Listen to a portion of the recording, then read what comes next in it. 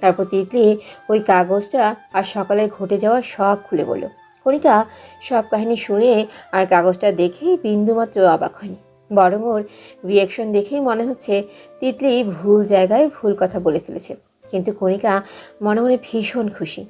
তার ভাই যে এখনও তিতলিকেই ভালোবাসে আর পাগলামি আগের চেয়ে কয়েক গুণ বেশি বেড়েছে, তাতে তার বিন্দু মাত্র আক্ষেপ নেই, বরং পাগলামি না থাকলে আক্ষেপ থাকতো।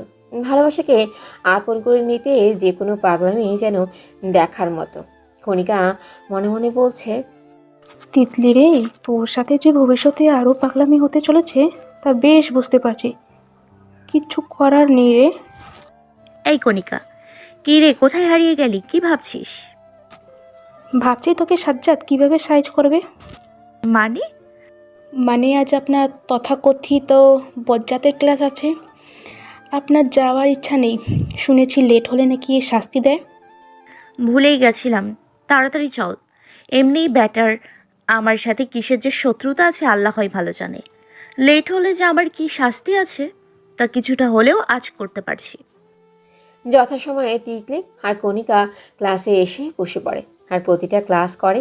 সব শেষে সাজ্জাদের ক্লাস। সে নাকি ইচ্ছে করেই শেষে ক্লাস নিয়েছে, কারণটা শুধু সাজ্জাদই জানে। সাজ্জাদ ক্লাসে ঢুকলে সবাই দাঁড়িয়ে সালাম দেয়। সাজ্জাদ ক্লাসে ঢুকে প্রথমেই তিতলির দিকে তাকিয়ে রহস্যময় হাসি দেয়, যা দেখে তিতলির যায় যায় অবস্থা। সারা ক্লাসে সবার আগোচরে কতবার যে চোখ টিপ দিয়েছে তারই অত্য নেই। আর তিতলি চোখ বড় বড় করেই তাকিয়েছিল। সবার আগোচরে পারলেও কণিকা তার ভাইকে ঠিক লক্ষ্য করেছে। হার মুচকি মুচকি হেসেছে। সবচেয়ে বেশি হাসি পেয়েছে তিতলির রিয়েকশন দেখে। অবশেষে বজ্জাটার ক্লাস শেষ হলে তিতলি যেন হাঁফ ছেড়ে বাঁচে। কি একটা অবস্থা! তিতলি বের হয়ে ল্যাব ক্লাসে যাচ্ছিল, কণিকা আগেই চলে গেছে। সে বই নিতে গিয়েছিল লাইব্রেরিতে, কিন্তু বলে না, ভালো সময় বেশিক্ষণ থাকে না। তা তিতলি হাড়ে হাড়েই বুঝতে পারছে। তার হাত হ্যাঁচকা টান দিয়ে একটা ফাঁকা ক্লাসে তাকে নিয়ে গেছে সাজ্জাদ। কিসের জন্য নিয়েছে তা এখনও বুঝতে পারছে না তিতলি। সাজ্জাদ তিতলিকে দেয়ালে চেপে দুই হাত দিয়ে তাকে আবদ্ধ করে রেখেছে, উদ্দেশ্য তার প্রশ্নের উত্তর পাওয়া। আচ্ছা, তুমি কেমন বলো তো? কেমন মানে? আর আপনি আমাকে এখানে কেন এনেছেন স্যার? হুম হুম এখানে স্যার নয়, স্যারের চ্যাপ্টার ক্লাসেই খতম, আর তোমাকে এখানে এনেছি প্রেম করতে। কি? বাদ দাও, আগে বলো তুমি কি তোমার বাসরাতে যা হবে তাও তোমার বান্ধবীকে বলবা? মানে? মানে, কালকে যে আমি আপনার মিষ্টি ঠোঁটে চুমু খেয়েছি তা আপনার বান্ধবীকে কেন বলেছেন? আপনাকে কে বলেছে? আর দূরে সরুন আমার থেকে। এভাবে চিপকে আছেন কেন? তোমার উপর সারাক্ষণ নজর আছে আমার, আর দূরে সরবো মানে? আমার তো ইচ্ছে হচ্ছে এই দূরত্বটাও ঘুচিয়ে দেই, খুব কাছে টেনে নেই তোমাকে। তিতলি কিছুটা ভয় পেল, তাই সাজ্জাদকে তাই সাজ্জাদের থেকে ছাড়া পাওয়ার বৃথা চেষ্টা করছে।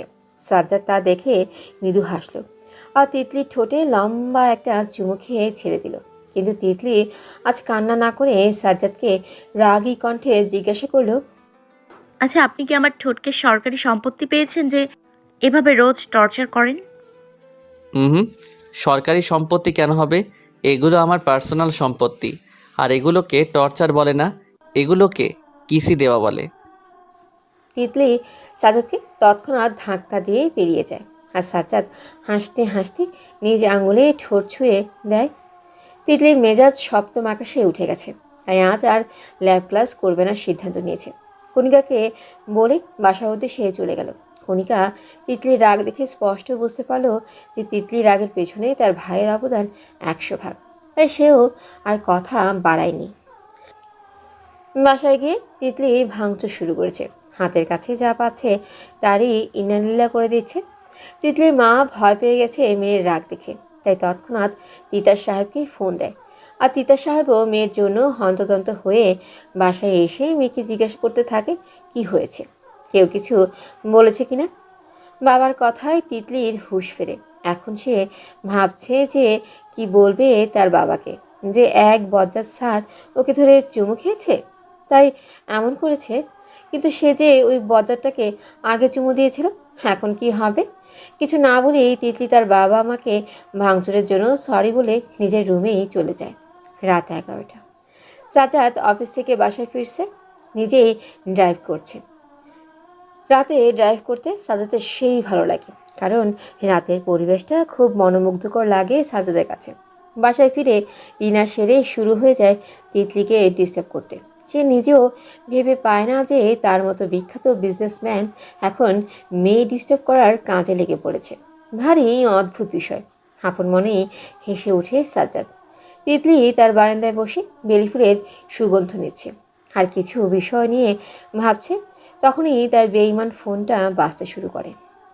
ফোনটা তোলার আমার বিন্দুমাত্র ইচ্ছে নেই, কিন্তু কন্টিনিউয়াসলি এভাবে কেউ ফোন করে যাচ্ছে, বিষয়টা খুবই বিরক্তিকর। অবশেষে ফোনটা রিসিভ করব বলে ভাবলাম। যে কথা সেই কাজ। ভাবলাম ফোনটা তুলে অপর পাশের ব্যক্তিকে আচ্ছা মতো বকুনি দেব, কিন্তু বিষয়টা যে উল্টো দিকে ঘুরে যাবে তা বুঝতে পারিনি। ফোনটা তোলার সাথে সাথে সিংহের মতো গর্জন শোনা গেল। তোমার এত দেরি লাগে ফোন তুলতে? ঘুমাইছিলা নাকি? Speak up. Damn it. আজব তো, একে তো রাতে মেয়েদের ফোন করে ডিস্টার্ব করেন, আবার চিল্লানো হচ্ছে। ও হ্যালো, আমি আমার হবু বউকে ফোন দিয়েছি। আমি মনে করি না তাতে রাত দিন ফ্যাক্ট করে। আপনার হবু বউ? নিশ্চয়ই আপনাকে কেউ ভুল নাম্বার দিয়েছে ভাইয়া, এখানে আপনার হবু বউ নেই। আমি ভুল নাম্বারে ফোন দেইনি তিতলি জান। আর তার মানে তুমি ইচ্ছে করে ফোনটা তুলছিলে না? Very bad. আপনি কে? কেন? আমি তো সেই হ্যান্ডসাম ছেলে যাকে রেস্টুরেন্টে সবার সামনে গালে চুমু দিয়েছিলে, মনে পড়েছে? তিতলি এবার কি করবে ভেবে পাচ্ছে না। তার সাথে লজ্জা অটোমেটিকলি প্রিতে চলে এসেছে। আর এই বজ্জারটাকেও বলিহারি যায়। এভাবে কেউ কাউকে লজ্জায় ফেলে নাকি? পুরাই অসভ্যের গোডাউন। সাজ্জাদ বেশ বুঝতে পারছে যে তিতলি লজ্জায় চুপ করে আছে, তাই তিতলি লজ্জাটাকে দ্বিগুণ করতে ফোরন কেটে বলে, কি হলো তিতলি জান, আবার চুমু খেতে ইচ্ছে করছে নাকি? তিতলি এবার ভারী লজ্জা পেয়েছে, কিন্তু তার চেয়ে বেশি রাগ হচ্ছে। রাগী কণ্ঠে বলে উঠল, আপনাকে আমি কয়বার বলবো যে ওটা একটা ডেয়ার ছিল, আর তার জন্য আপনাকে সরিও বলেছি, কিন্তু আপনি তো নাছোড় বান্দা। সমস্যা কি আপনার? আরে রাখছো কেন? বুঝতে পেরেছি, লজ্জায় বলতে পারছো না। It's okay. তাই বলে রাগের মাধ্যমে এটাকে প্রকাশ করবে? ব্যাস হয়ে গেল তিতলির রাগে ঘি ঢালা। তিতলির মনে হচ্ছে ওর গায়ে কেউ আগুন জ্বালিয়ে দিয়েছে। এক প্রকার চিল্লিয়ে বলল, আপনাকে যদি সামনে পেতাম না, একদম বাসার পেছনের পুকুরটাতে চুপাতাম। অসভ্য বলা, যা তা বলে চলেছে তখন থেকে। ফোন রাখ, আর যদি ফোন করিস তবে খবর আছে। বলে ফোনটা অফ করে রাখে। কিছুক্ষণ পর তিতলি খেয়াল হয় যে সে কি বলে দিয়েছে। হায় হায়, বজ্জাটা যে এত সহজে এই ব্যবহার মানবে না তা ভালোভাবে জানা আছে। আর তার সাথে কি ভয়াবহ ঘটনা ঘটবে তাই ভাবছেই তিতলি। আয় হায়, কি করলাম? এবার তো মিস্টার অসভ্য আমাকে পানি ছাড়া ধুয়ে দেবে। কি করব আমি? তিতলি তাড়াতাড়ি ফোনটা অন করে আর টুং করে একটা মেসেজ আসে। মেসেজ পড়েই তিতলির অবস্থা আরও খারাপ। মেসেজটি তিতলির তথাকথিত মিস্টার অসভ্যের। লেখা আছে, কাজটা ঠিক করলে না, now be ready for punishment. Sajjad তিতলির কথা শুনে আসলেই অনেক রাগ করেছিল, যাকে বলে মেজাজ 49 হয়ে গিয়েছিল। কিন্তু এখন রাগটা আর নেই। তিতলির পানিশমেন্টের কথা মনে করেই খুশি হচ্ছে। কি অবস্থাটা না হবে তিতলি, বেচারি নিজ কথাই ফেসে গেছে। অন্যদিকে তিতলি ভাবছে কিভাবে এড়াবে বিষয়টা। কি করবে সে? অনেকক্ষণ ভেবে সিদ্ধান্ত নিল যে কাল কিছুতেই ভার্সিটি যাবে না সে। যাই হোক না কেন, ওই বজ্জাতের মুখোমুখি হওয়া যাবে না কিছুতেই, এটা ভেবেই খুশি হয়ে গেছে। সকালে সাজ্জাদ কণিকার রুমে এসে দেখলো সে রেডি হচ্ছে ভার্সিটির জন্য। সাজ্জাদ কিছু বলতে যাবে তখনই তিতলির ফোন আসে কণিকার কাছে। ফোনটা কানে নিয়ে শুধু তিতলির কথা শুনে কেটে দেয় কলটা। সাজ্জাদ কণিকার দিকে তাকিয়ে বাঁকা হেসে বলতে থাকে, তোর বান্ধবীকে যেভাবে পারিস ভার্সিটি নিয়ে আয়, নয়তো খবর আছে। আমি কোনো বাহানা শুনবো না। আমার ক্লাসের আগে সে যেন উপস্থিত থাকে, নয়তো কি হবে তা ভালো করেই জানিস। তুই কি করে জানলি? আমি তো তোকে বলিনি। যার ঠোঁট নড়লে বলতে পারি কি বলছে, তার মনের কথা বুঝবো না? তিতলি আসলেই লাকি, কিন্তু তাদের মধ্যে কি হয়েছে যার জন্য তিতলি ভার্সিটিতে আসতে চাচ্ছে না? তোর বান্ধবী তার ব্যবহারে অনুতপ্ত। বলেই বেরিয়ে গেল সাজ্জাদ। আর কণিকা ভাবছে কিভাবে তিতলিকে ভার্সিটি আনবে। ও যে যেদিন যেদিন বলবে ভার্সিটি যাব না, সেদিন কেউ ওকে আনতে পারে না ভেবেই একটা দীর্ঘশ্বাস ফেলল কণিকা। হন্তদন্ত হয়ে তিতলি ভার্সিটিতে গেল। দৌড়ে শিউলি ফুল গাছটার কাছে গিয়ে দেখে সব ফাজিলগুলো একসাথে বসে আড্ডা দিচ্ছে। যা দেখে তিতলির মাথায় থপ করে আগুন জ্বলে উঠল। দাঁতে দাঁত চেপে কণিকাকে বলতে শুরু করলো, আমাকে এভাবে ডেকে আনার মানে কি আমার বেস্টু কণিকা? আরে আরে আরে এইভাবে রাগ করছিস কেন? আগে আমার কথাটা তো শোন। আজকে সীমা আপু আর রবিন ভাইয়ার এঙ্গেজমেন্ট, তুই না থাকলে হবে? হ্যাঁ, তাও আবার কণিকার তরফ থেকে। মানে? আর তাছাড়া এঙ্গেজমেন্ট হবে ভালো কথা, তা ভার্সিটিতে কেন? কোনো ভালো জায়গা নেই? কোনো ভালো জায়গায় চলো। বলছিলাম কি, এসেছিস যখন ক্লাসগুলো করিয়ে যাই, কি বলিস? ক্লাস করব মানে? তোকে না বললাম? দেখ তিতলি, অন্যের জন্য নিজের ক্ষতি করা কোনো মানে হয় না। তারপর কিছুক্ষণ কথা বলে তিতলি মনস্থির করলো সে ক্লাস করবে।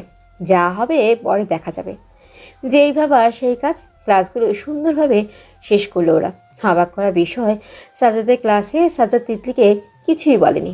তাদের তিতলি খুশির চেয়ে অবাক বেশি হয়েছে। সাজ্জাদ আর তিতলি একটা ক্লাসে আছে বললেই ভুল হবে। সাজ্জাদ তিতলিকে নিয়ে এসেছে আর দাঁত কিলিয়ে চলেছে তখন থেকেই। যা দেখে তিতলি গা জ্বলছে আর মনে মনে বলছে যে কতটা ভুল বুঝেছে নিজ ভাবনায়। নিশ্চয় অসভ্য যে কখনো সভ্য হবে না তা ঠিক বুঝতে পারছে তিতলি। তিতলি জান, তুমি ভাবলে কি করে আমি তোমাকে এভাবেই ছেড়ে দেব? মানে? মানে এখন আমি তোমায় পানিশমেন্ট দেব। দেখুন, কাল রাতে ফোন করেছেন তাই ডিস্টার্ব ফিল করেছি, আর ফলস্বরূপ বাজে ব্যবহার, তার জন্য সরি। এখন আমায় যেতে দিন। হুম, এভাবে তো যেতে দেব না। আগে আমাকে চুমু দাও, তাহলে সরি অ্যাকসেপ্ট করব। কি? অসম্ভব, কখনোই না, দূরে যান। দূরেই তো আছি, কাছে আসতে দিলে কই? যাই হোক, তুমি চুমু দেবে না? না, কখনোই না। ঠিক আছে, আমারটা আমি নিয়ে নেই। বলি তিতলির দু গালে আর কপালে চুমু খেয়ে বেরিয়ে গেল সাজ্জাদ। কারণ এখন তিতলির রিয়েকশন দেখলে সে নিজেকে সামলাতে পারবে না। আর তিতলি এখনও চোখ বড় বড় করে আছে। তৎক্ষণাৎ দু গালে হাত দিয়ে কান্না শুরু করলো বাচ্চাদের মতো। পরক্ষণেই ভাবলো যে আজ তার ঠোঁট সাজ্জাদের কাছ থেকে রেহাই পেয়েছে। কিন্তু আবার মনে হলো যে ঠোঁট রেহাই পেয়েছে ঠিকই, কিন্তু তার বদলে যে দু গাল যোগ হয়েছে ভেবেই ভ্যাঁ করে কেঁদে দিল। হঠাৎ তিতলির ফোনে মেসেজ এলো টুং করে। পানিশমেন্ট শেষ হয়নি তিতলি জান। মেসেজটা দেখে এবার তিতলি প্রচণ্ড রাগ হচ্ছে। এই লোকটা আর কি চায়? তিতলি রুম থেকে বেরিয়ে কণিকাকে খুঁজতে থাকে। তারপর জানতে পারে ও বাড়ি চলে গেছে। এভাবে কাউকে কিছু না বলে চলে গেল। বিষয়টা তিতলিকে একটু ভাবালো। তারপর ভাবলো হয়তো কোনো কাজ ছিল। রাত 11:43। সাজ্জাদ বারবার ফোন দিচ্ছে তিতলিকে, কিন্তু তিতলি ভয়ে ফোনটা রিসিভ করছে না। কারণ একটু আগে সাজ্জাদ ফোন করে বলেছে, এই তুমি ফোন ধরতে এত টাইম লাগাও কেন? এরপর আমার ফোন ধরতে দেরি করলে কিন্তু সোজা তোমার বাসায় চলে আসবো। Get that. আর 5 মিনিটে তোমার বাসার নিচে আসো ফার্স্ট। হ্যালো হ্যালো, আরে যা, কেটে দিল। কি বললো বাসার নিচে? কিন্তু আমার বাসা কি করে চিনলো? এবার আমি কি করি? সাজ্জাদ বেশ বুঝতে পারছে কেন তিতলি ফোন তুলছে না। তাই এক দীর্ঘশ্বাস ফেলে চলল তার প্রিয়তমার রুমের উদ্দেশ্যে। হঠাৎ তিতলি তার রুমের দরজায় আওয়াজ শুনল। ভাবছে এই রাতে কে এসেছে।